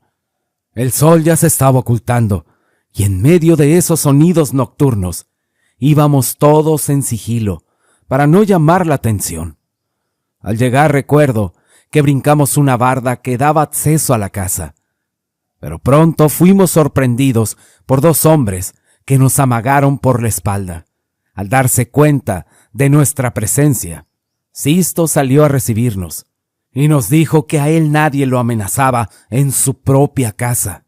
Yo te dije que de alguna manera tendría que pagarme, y ahora ves, si tan solo te hubieras ido, nada de esto habría ocurrido. Pero ahora tú mismo verás a tus hijos en el infierno, maldito indio mugroso. Dicho esto, los hombres de Sisto nos amenazaban. Para ese momento sentía que aquello sería el final. Pero de repente, entre las sombras, apareció un majestuoso animal, similar a un coyote, pero algo más grande. Él irrumpió acabando con los hombres de Sisto. Pero éste no se quedaría de brazos cruzados, por lo que intentó balacearnos, impactándome en mi pierna y en el costado de Valente.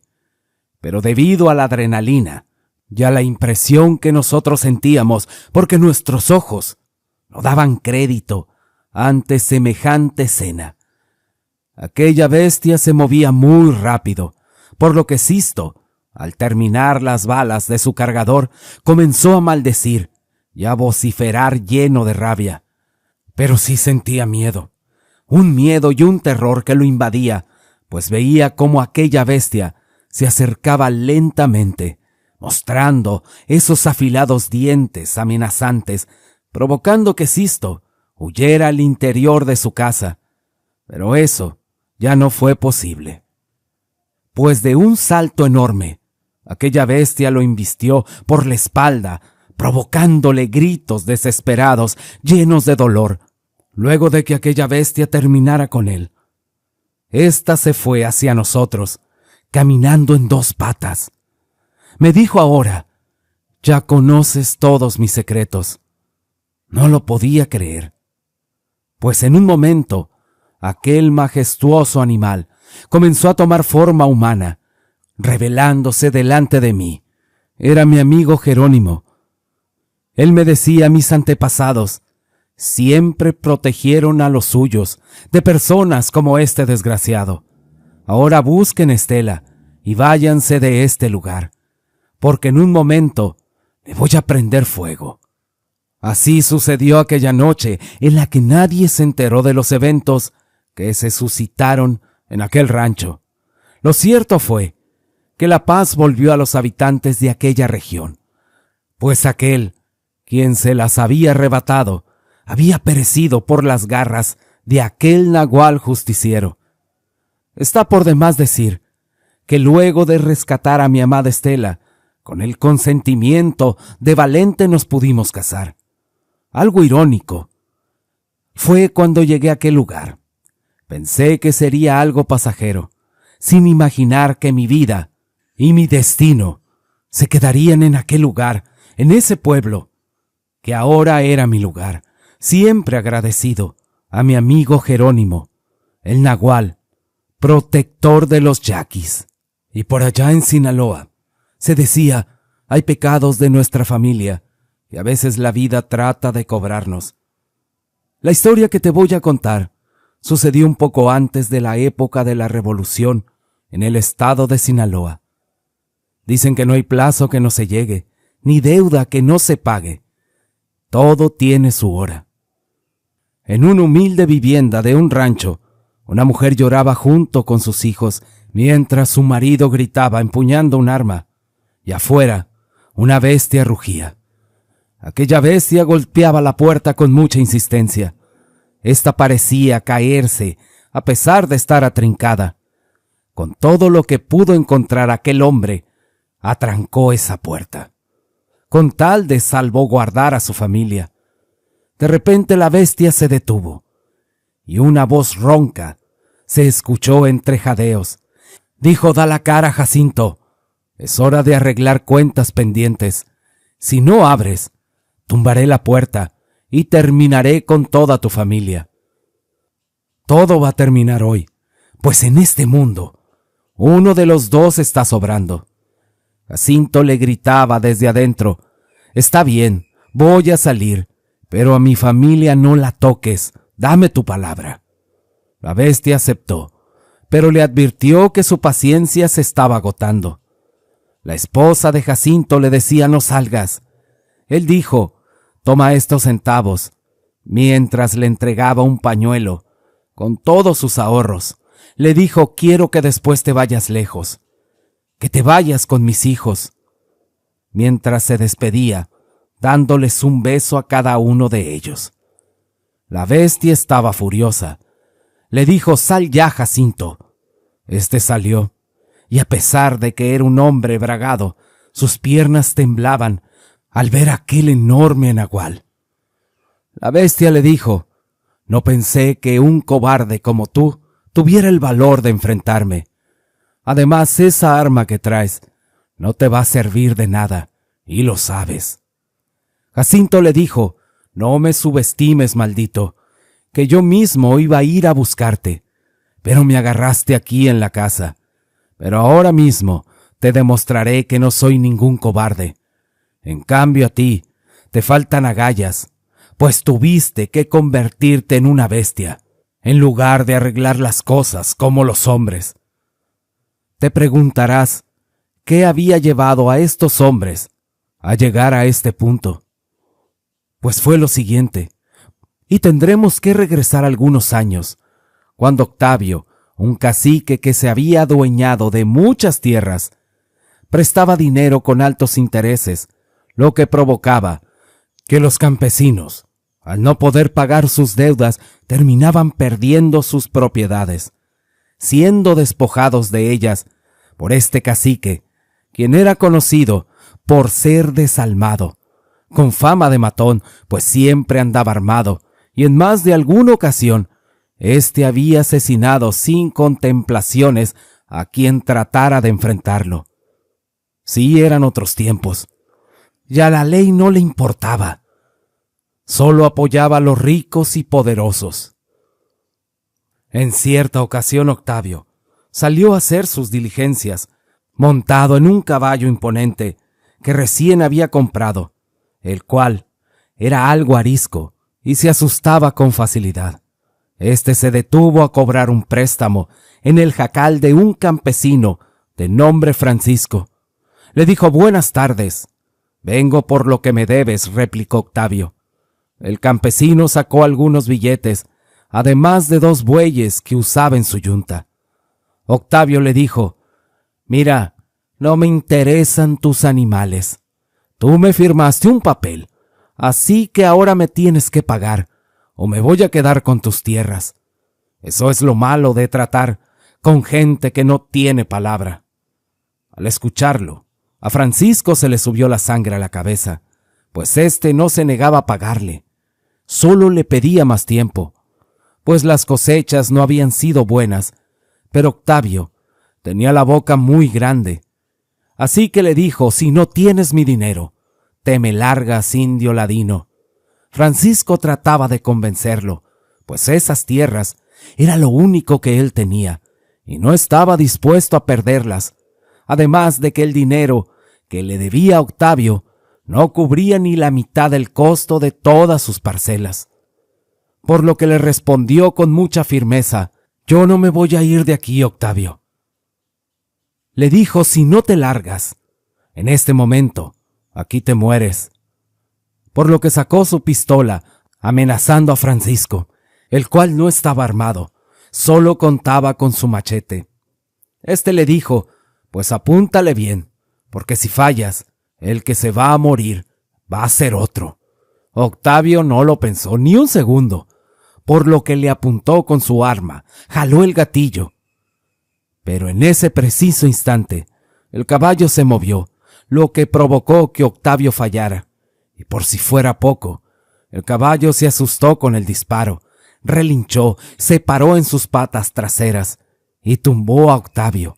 Y en ese instante, Francisco aprovechó para acabar con él, pues éste sabía que si lo dejaba vivo, él no le iba a perdonar la vida. Por tal motivo, éste tuvo que irse para la sierra para evitar ser detenido, inclusive ser fusilado. Allá conoció a algunos indígenas. Estos lo encontraron casi moribundo, pues llevaba días sin comer ni beber agua. Luego que lo ayudaron, le preguntaron que si qué hacía en su territorio. A Francisco no le quedó más que contarles todo lo ocurrido. Al principio, estos se mostraban celosos de que él viviera con ellos, pero poco a poco se fueron acostumbrando a él, por lo que se integró de lleno a su comunidad. Estos, aunque nunca pudieron verlo como uno de los suyos, le enseñaron todo lo que sabían.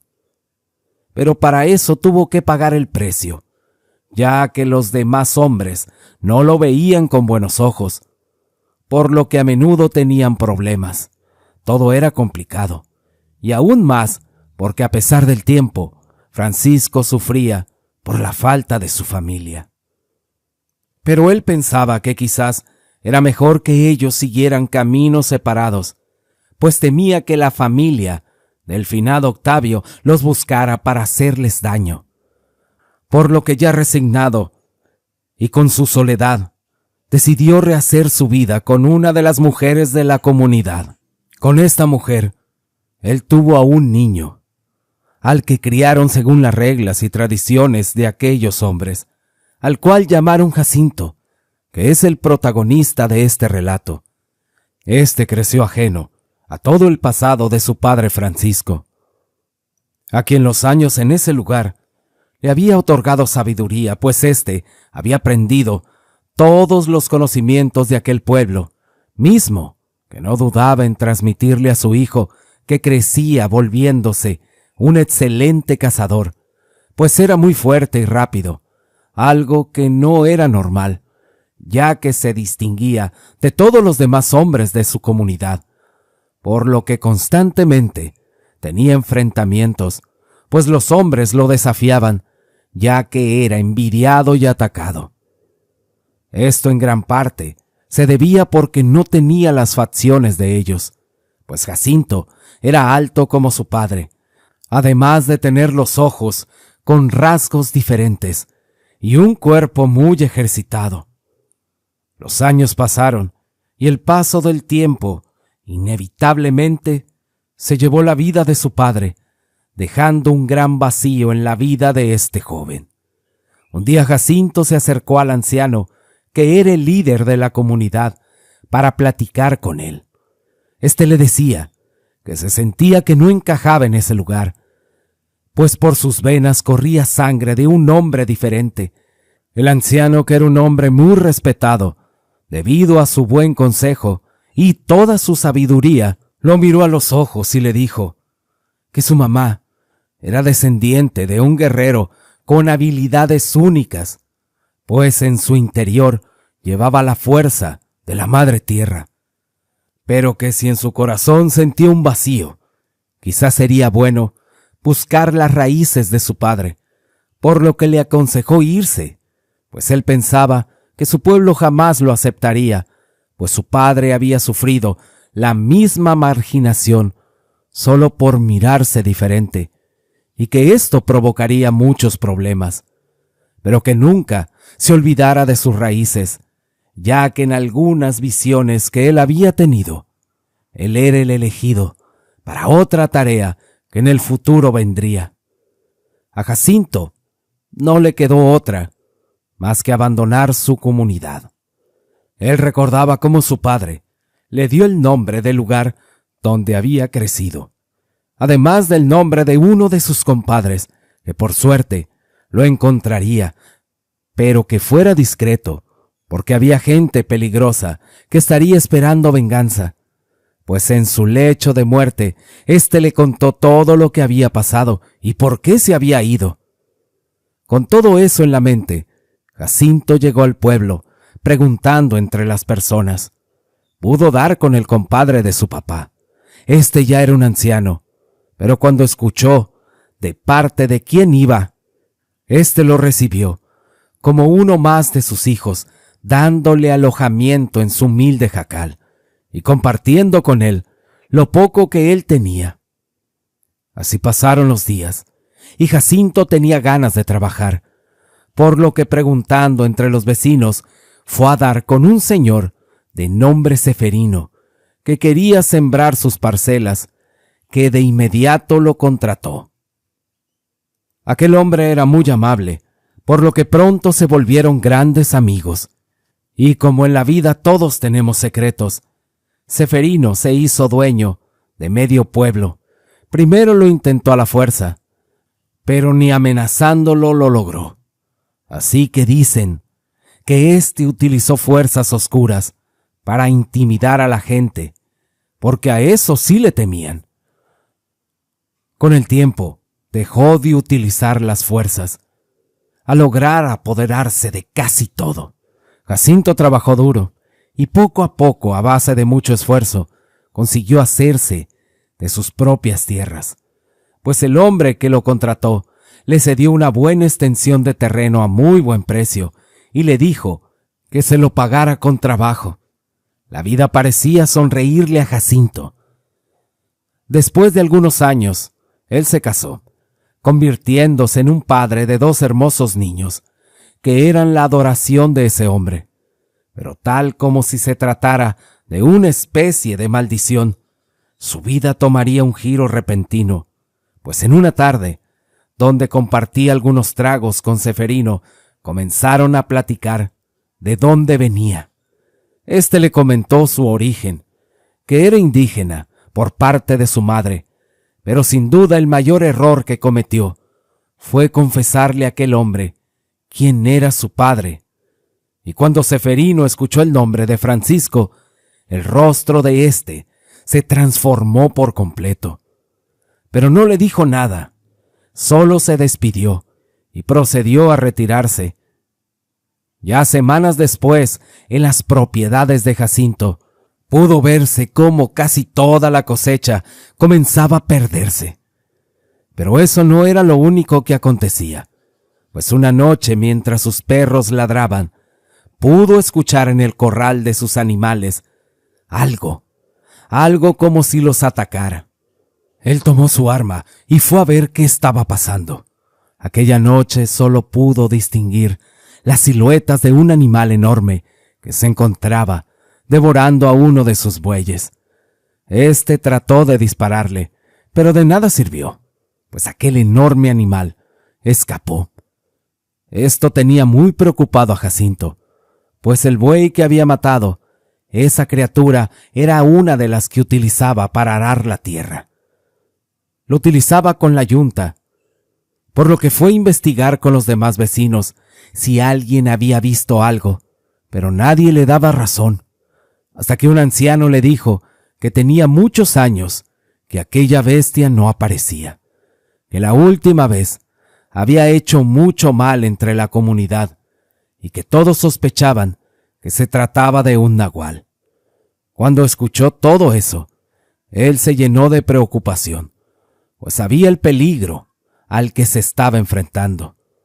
Decidió ir a buscar consejo con sus amigos, con los que había vivido, por lo que emprendió su viaje con la esperanza de que éstos le pudieran ayudar, sin imaginar que su pueblo le daría la espalda, pues no querían saber de él.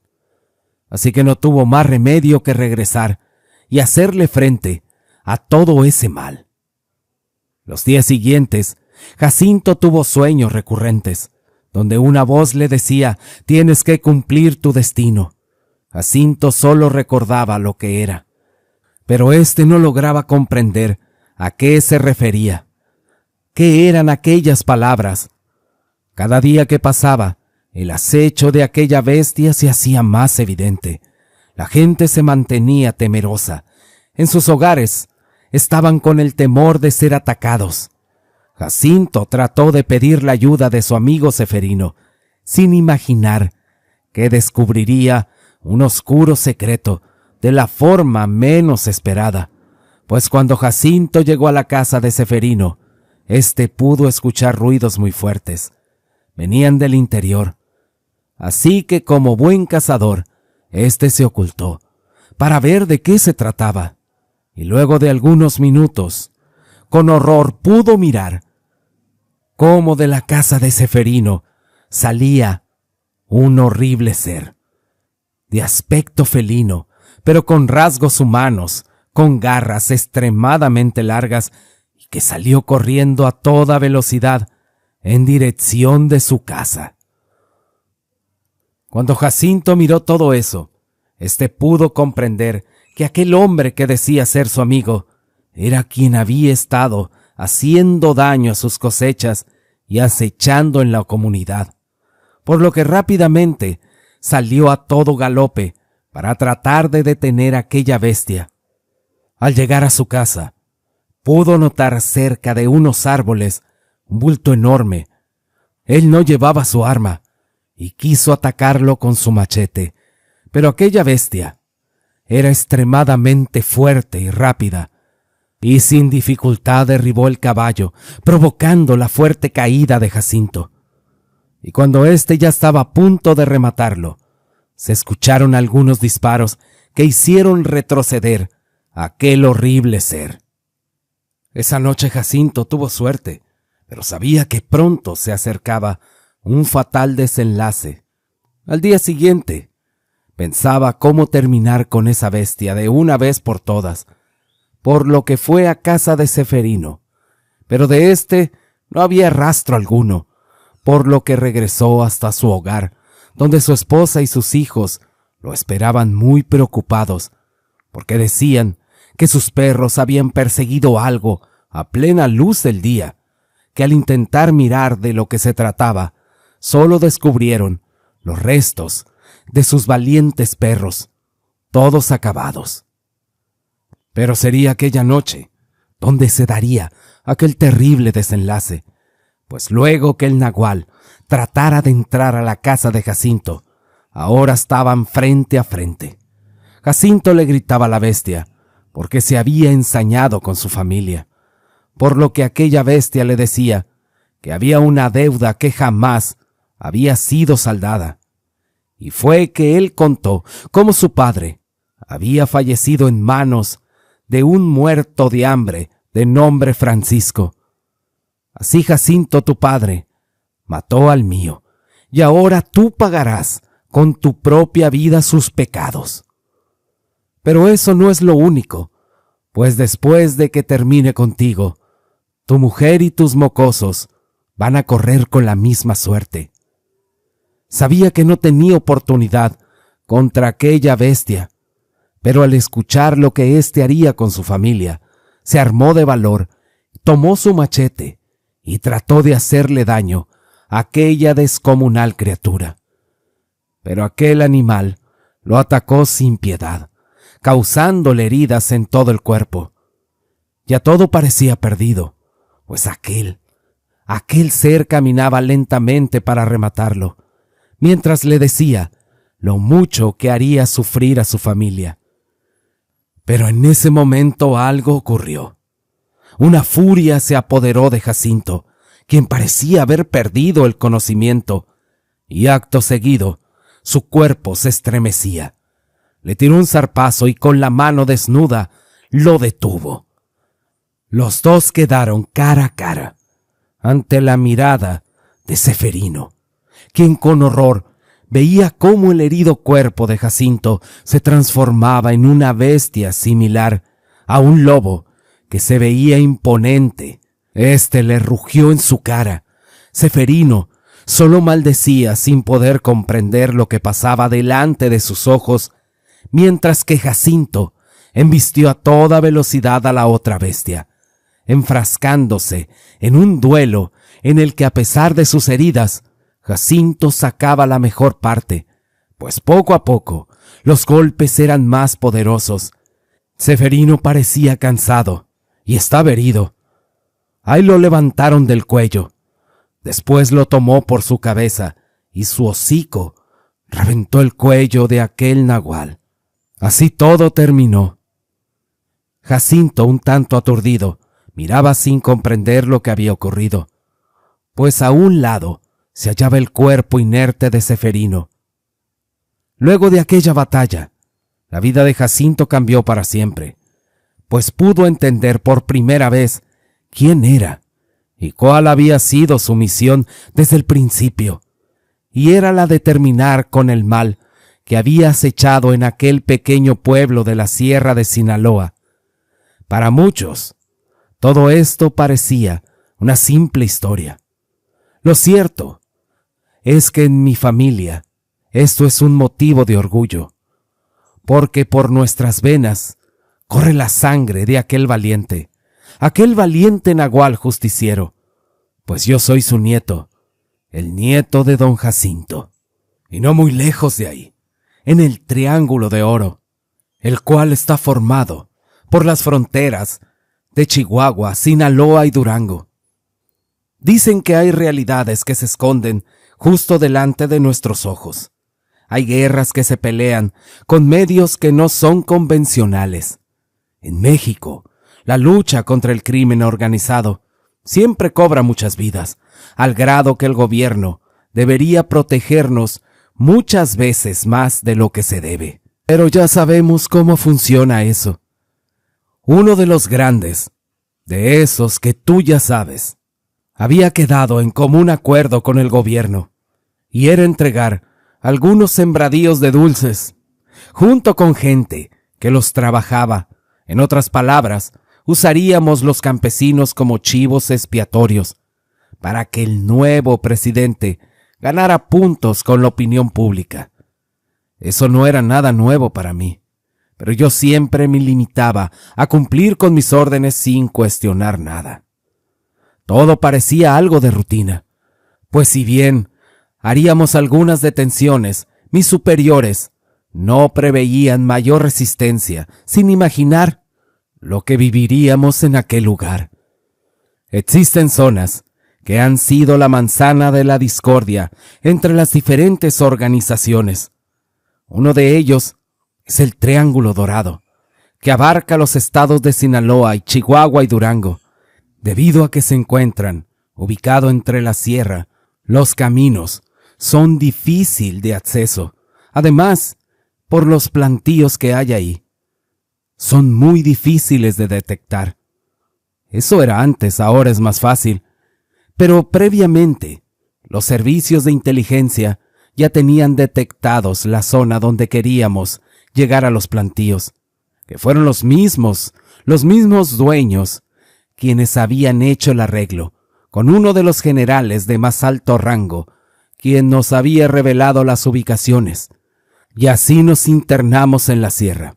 Sabíamos que esta misión no representaría mucho riesgo.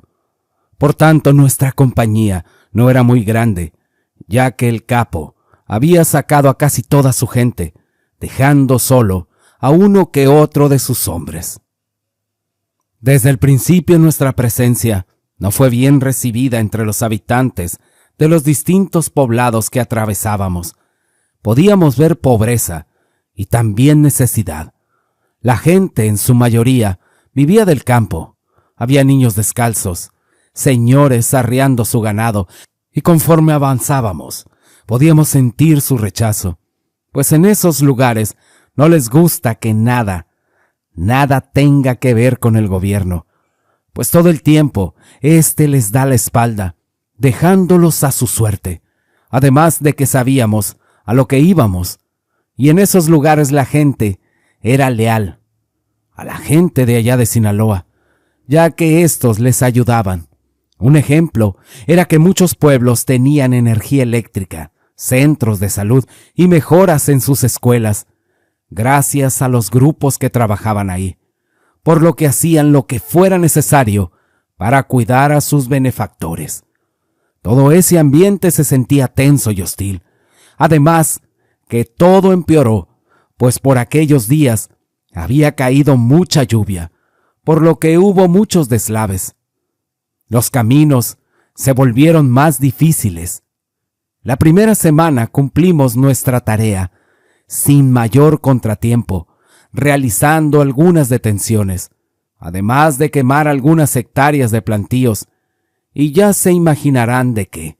Todo aquello sería el inicio de nuestra horrible experiencia. Debido a la creciente de los arroyos y un fuerte deslave, algunos de nuestros vehículos se quedaron atascados, y aunque tratamos de muchas formas posibles, nuestros esfuerzos por salir de ese lodazal fueron inútiles, por lo que nos vimos en la necesidad de acampar en el mismo lugar, en aquella falda del cerro. Eso, en teoría, no debería representar riesgo alguno, debido a nuestro entrenamiento, pues sabíamos que podíamos ser vulnerables, y era ideal para una emboscada.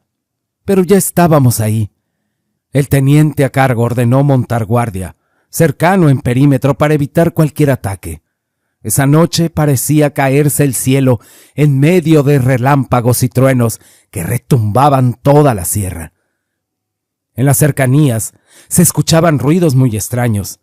A mí me tocó montar la primera guardia durante la noche. Recuerdo sentir un mal presentimiento, como si algo nos estuviera acechando. Yo le dije a uno de mis compañeros que sentía temor, de que había algo ahí. Parecía como si nos fueran a atacar. Solo era un presentimiento. Pero algunas de las personas inconformes por las detenciones de sus familiares dijeron que no se quedarían con las manos cruzadas. Pero él dijo que me tranquilizara, mi comandante, que si de algo estábamos seguros, era de que el jefe grande había sacado a toda su gente para que aquel operativo fuera rápido y seguro. Ya estaba a punto de amanecer y la tormenta no cesaba. Estábamos a punto de cambiar la guardia, cuando en ese momento, entre la maleza, pudimos escuchar algo que se movía a gran velocidad. Yo mismo di la voz de alerta, y todos alistamos nuestras armas para cualquier eventualidad. De pronto se escucharon los primeros disparos, cerca del campamento. Podía escuchar las ráfagas de las armas de alto calibre que portábamos, y uno de mis compañeros gritaba enloquecido mientras abría fuego a discreción. Después de aquella confusión, nosotros también nos unimos a disparar, pero luego de algunos minutos, y después de ver que todo estaba en aparente calma, el teniente dio la orden de detenernos. Todo aquello nos tenía tensos y alertas. Nuestros ojos miraban hacia todos lados. Se sentía como si algo malo iba a salir de entre el monte y atacarnos. Era algo real, algo muy extraño, porque varios de nosotros sentimos lo mismo. Era como si ejerciera el mismo miedo en todos. Al rato, cuando todo estaba en calma, el teniente dio la orden para investigar. Fue así que nos dispersamos, alumbrándonos por nuestras linternas, intentando buscar aquello que había visto mi compañero, quien estaba conmovido, y no le podíamos hacer reaccionar, por lo que en las primeras horas del día siguiente continuamos explorando el área, por si acaso habíamos hecho blanco en algo la noche anterior, nos preguntábamos, pero no encontrábamos nada, a excepción de un anciano que llevaba una carga de leña sobre un asno en compañía de su nieta. Ella nos saludó amablemente. Al ver nuestros vehículos atascados, se ofreció a buscar ayuda en su pueblo, pues había un hombre ahí con un tractor que nos podía ayudar. Nosotros le agradecimos. Fue así como uno de mis compañeros y yo lo acompañamos hasta el pueblo en busca de ayuda. Mientras todo eso sucedía, el teniente interrogó a mi compañero para preguntarle que si qué había visto durante la madrugada. Ya, un poco más calmado, le dijo nuestro superior que a pesar de que sonara como una locura, él había visto algo imposible, pues luego de escuchar ruidos en las cercanías, había alumbrado con su linterna y dándose cuenta de un animal parecido a un perro que al verse descubierto comenzó a caminar lentamente hacia él.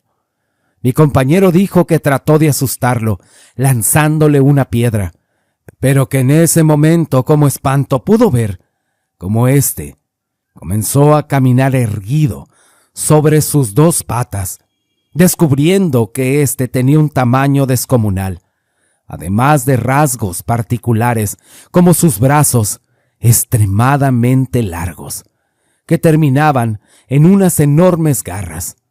Cuando estuvo a unos 15 metros, la bestia entre gruñidos le dijo que nos largáramos de ese lugar o que nos iba a pesar. En ese punto mi compañero quedó pasmado, y cuando pudo reaccionó. Fue cuando abrió el fuego sin provocarle daño alguno, pues aquel animal se había metido entre la espesura de las hierbas. El comandante no quiso hablar más sobre el tema, solo le pidió total discreción, pues no quería que todo aquello fuera una distracción para terminar nuestra misión. Mientras tanto, nosotros llegábamos al pueblo del anciano, que si bien era pequeño, las viviendas se veían mejor construidas. Inclusive, pudimos ver algunas camionetas que no se veían tan antiguas. A paso lento, don Eusebio, como se llamaba aquel anciano, quien a pesar de su edad se veía muy fuerte, pues sin problema había bajado la pesada carga de la leña de su asno, sin darnos tiempo de ayudarle. Su pequeña nieta era muy callada, y no nos quitaba la vista de encima. Eusebio, al darse cuenta, le decía que no nos tuviera miedo, mientras sonreía amablemente. Luego de descargar su leña, nos invitó a tomar café y un pan en su jacal. Mientras desayunábamos, Eusebio nos preguntaba qué asunto nos había llevado por aquellos rumbos. Mi compañero y yo solo le dimos evasivas. Luego de terminar nuestro café, Eusebio nos condujo hasta la casa de uno de sus vecinos. En el camino le pregunté que si había algo raro en el monte, que anoche nos habían metido un susto. El anciano se detuvo y dijo: «Mire, hay cosas en la sierra muy malas. A veces nos traen advertencias y a veces es mejor hacerles caso, porque después nada los detiene. En ocasiones el diablo anda en el monte, él huele la maldad y se acerca a ver lo que hacen las personas. A él le encanta, pero no se preocupe, si hubiera sido algo malo, ahí mismo acaba con ustedes, los acaba a todos». Yo y mi compañero solo nos vimos el uno al otro. Llegamos donde estaba su vecino, el del tractor, y este era muy amable, y de inmediato nos montamos al tractor para intentar sacar nuestros vehículos. Al llegar al sitio, los compañeros ya estaban tratando de sacar las camionetas. Luego del mediodía, por fin pudimos salir de aquel atascadero. Les dimos las gracias a aquellos hombres y nos dispusimos a abandonar aquel lugar. Pero algo extraño sucedió, pues Eusebio me tomó del brazo y de manera casi imperceptible me dijo: «Es mejor que se vayan, pues aquí pasan cosas para las que no están preparados».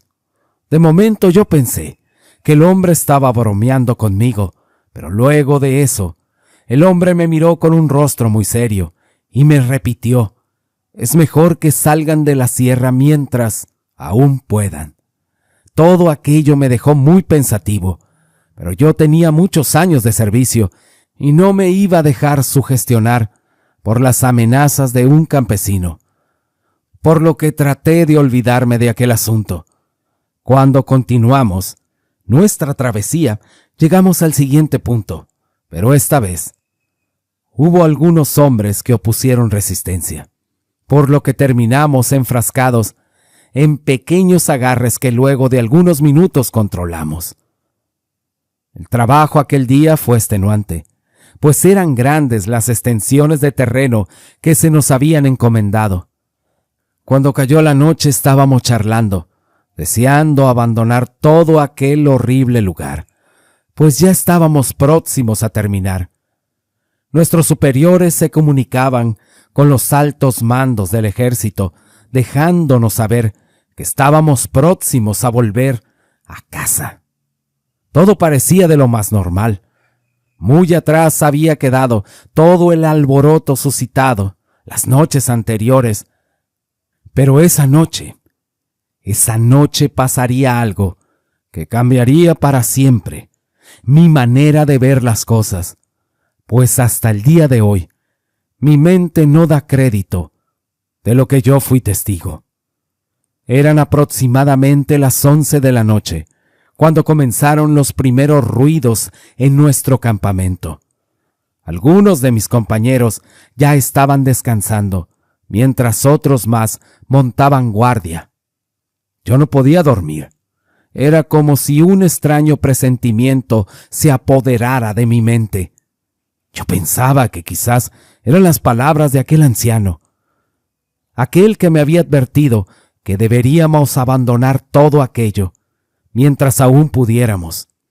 Estaba inmerso en mis pensamientos cuando de repente se escuchó un grito y un gran alboroto. Después todo era confusión. Pensamos que habíamos sido emboscados. Para ese momento parecía un fuego cruzado, por lo que rápidamente intenté resguardarme. Lo extraño era que las detonaciones las hacíamos nosotros mismos.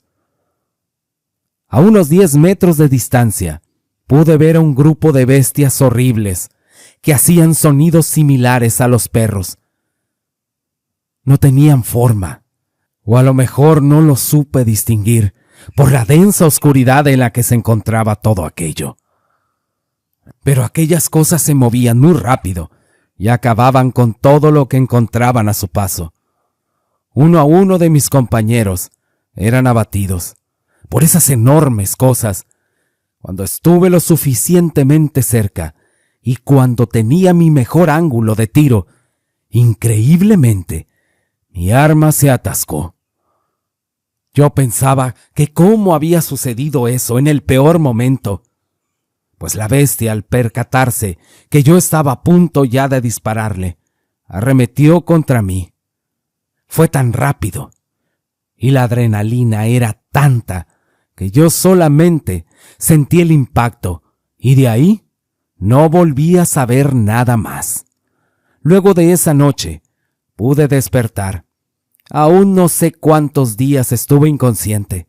Estaba muy adolorido y desperté con la boca seca debido a la fiebre tan alta que tenía. Pero de pronto miré un rostro conocido. Se trataba de Eusebio, quien al verme que había despertado, me dio de beber. Era algo amargo que apenas pude soportar en la boca, y me dijo: trágatelo y no preguntes. Lo siguiente que recuerdo fue cómo estaba en medio de pesadillas de las cuales no era capaz de despertar, en las cuales yo veía cómo un grupo de bestias terminaban con todos mis compañeros.